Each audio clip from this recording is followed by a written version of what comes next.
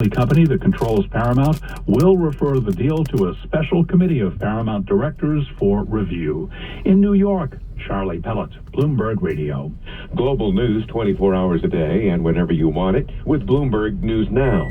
I'm Scott Carr, and this is Bloomberg.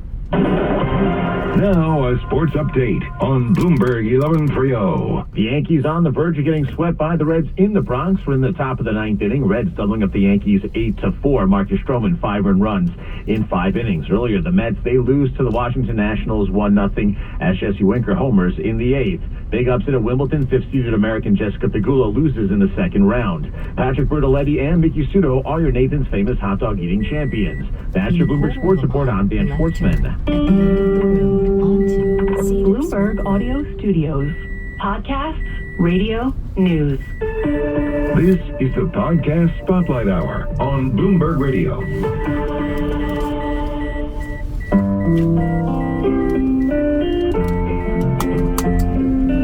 Welcome to the Odd Lots podcast on Bloomberg Radio. I'm Joe Weisenthal. And I'm Tracy Alloway. Today you are listening to our conversation with Barb Stuckey, Chief Innovation and Marketing Officer at Mattson, about how the food industry will prepare for a post-Ozempic world. Tracy, we like to talk about snacks and drinks and stuff on the show, and, it's kind of just something we're interested in, but I actually think that, there's a deeper fundamental reason why we keep coming around to this topic. Wait, it's not just because we like snacks?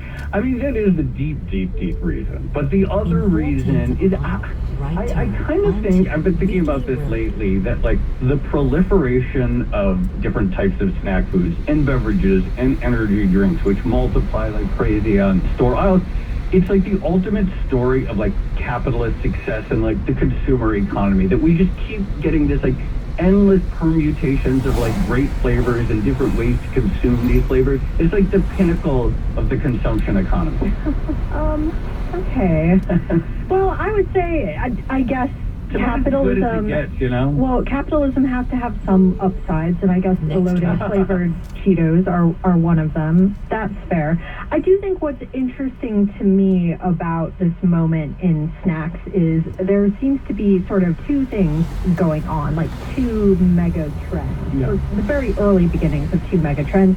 So one is the idea of what's going to happen to snack food in a GLP-1 fueled world. Yes. And we touched on this a little bit last year when we spoke to James Van Gielen, and he was talking about his Ozempic and GLP-1 investment thesis.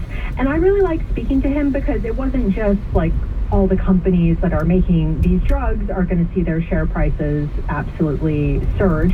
It was also, there are going to be these second order knock-on effects on some consumer companies, and you could see that playing out a little bit last year. You can certainly see it playing out now. I think almost every major, food and beverage company that reported in the most recent quarter had a GLP-1 or Ozempic related question. Mm-hmm. And then I guess the other mega trend is just this idea of companies having to become more and more creative to also drive consumption. Yes. So you have to have more flavors in order to grow your market share, to keep people engaged and interested, and posting pictures of your food on TikTok or Instagram or whatever. I think about those sort of famous or infamous and maybe apocryphal things where it's some Soviet leader came to the U.S. and saw a grocery store and okay, capitalism is the answer.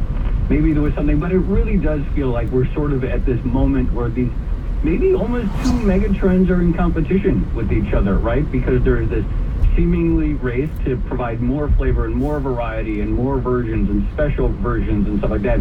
And then the sort of looming threat to the sort of traditional way of doing business from the GLP-1s like Ozempic. So there is never too much snack food, and there is never too much conversation about snack food. Well, the other thing that I just remembered, I totally agree, you can never have enough snack food, but the other thing was the conversation we had with Ryan Harlan, where he was talking about the technology that's now going into producing these snack foods, and also AI nowadays. So this idea that you can basically model a virtual manufacturing line for a new flavor. You can use AI maybe to come up with new flavors. So it seems like all of snack foods is getting more sophisticated, and some of it is, of course, in response to good old-fashioned consumer demand, give the customer what they want. But part of it also, I have to think, might be in response to competition from GLP-1 and Ozempic and the idea that, well, if we're going to eat less food overall, then maybe the way to keep customers is to make sure that food is really, really interesting and good. I'm glad you brought up the Ryan Harlan episode because, right, that was about the sort of supply-side innovations that allow companies like, say, Frito-Lay to try more limited run lines and move things faster and get a, you have a theoretical test flavor, you can make a chip faster. Anyway, so that raises the question, where does the flavor come in the first place when there is a new chili lime or a new durian flavor? But we do have the perfect guest because it's someone who is in the business of great flavors. We're going to be speaking with Barb Stuckey. She's the Chief Innovation and Marketing Officer at Madsen, which is a Silicon Valley-based food and beverage innovation company. She has written a lot about what makes great flavors, and she has studied a lot about this moment in flavor history. So, Barb, thank you so much for coming on Outlaw.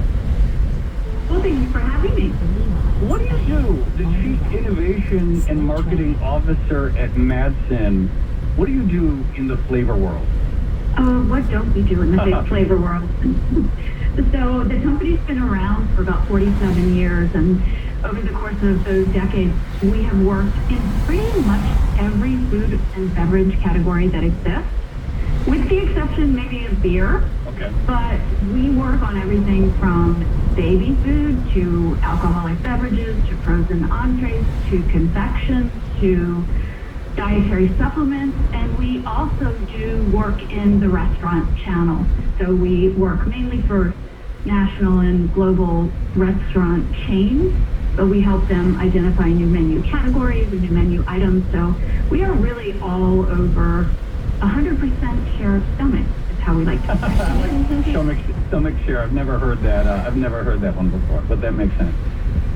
So one thing I was wondering is the basic premise of this conversation. I mentioned GLP-1 drugs earlier, and this is something that has come up in various forms on the podcast and also on various earnings calls, as I mentioned. Is this something that's on your radar as a Chief Innovation Officer in the food industry? Yes, absolutely. It's very much on our radar, and I'll tell you how this happened. So, we work in food and beverage.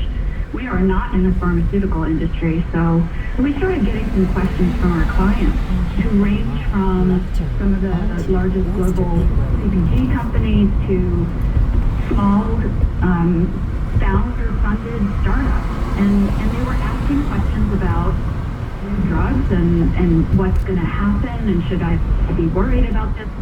And this was about middle of 2023. So in the fourth quarter of 2023, we decided that because of our position in the industry where we do work across companies and we work across categories, that we were going to educate ourselves and we were going to make ourselves as smart as we can about this topic, and we were going to then put forth the learnings that we gained and share them with the industry. So we just did that in a webinar format. It works like this. So we handled it as we would do a client project. So we started reading secondary research that was out there. There was a great report from Morgan Stanley that enabled some of our learnings. And then we have a consumer panel at Madsen. So these are just consumers who have been willing to give us their feedback on new ideas and products. And we surveyed the panel to see if anyone in our panel was on Ozempic or some of the other medicines. We call them AOM, anti-obesity medications. And we found out that there was about 125 people who were either on the drugs or had been on the drugs. So all of a sudden now we've got a patient population that we can talk to understand more. So we started doing that. We put a survey in front of those consumers and got to learn a little bit about what they were experiencing and how things were changing for them. We also talked to medical practitioners. So we talked to doctors, we talked to nurse practitioners, we talked to people who were prescribing the AOMs.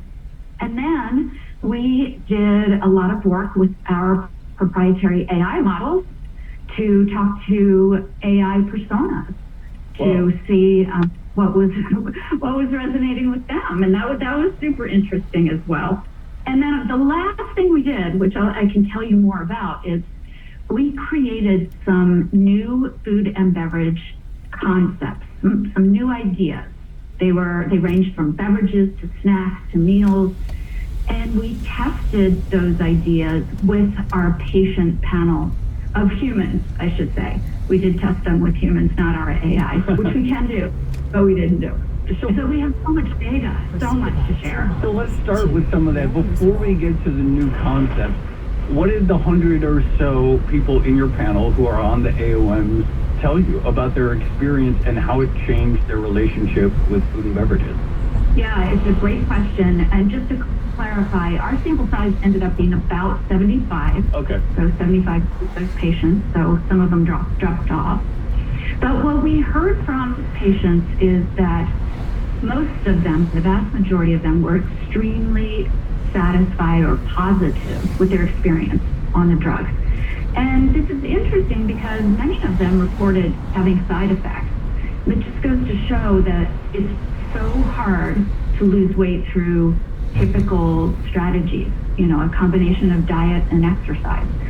Some of our panelists had even had previous weight loss surgery, for example, but other interventions, and they were also just really pleased with these drugs as giving them success that they were unable to have or unable to sustain using other methods. So that was really interesting to us.